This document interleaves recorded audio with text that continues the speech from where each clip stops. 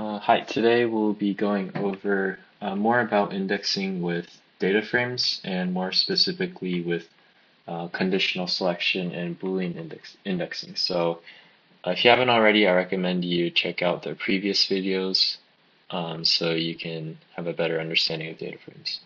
So we're going to continue using this example for our data frame. So let's say we want to find all the rows, or in this case, people, examples of people with ages greater than 25. So if we filter,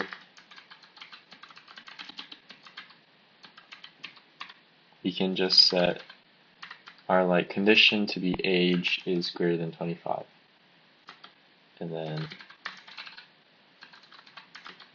oh, yeah, so we're just given the people with ages greater than 25. We can also make like a filter data frame with multiple conditions.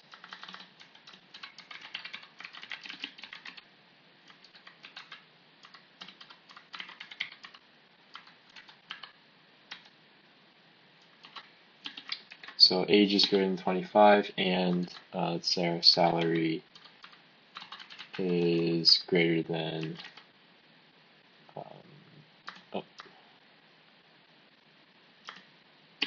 a random number. So 70,000. Then we can just print, and yeah, so we're given people with an age of 25 or above, and then a salary of over 70,000.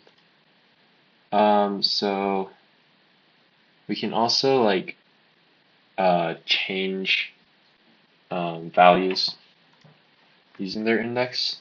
So we can,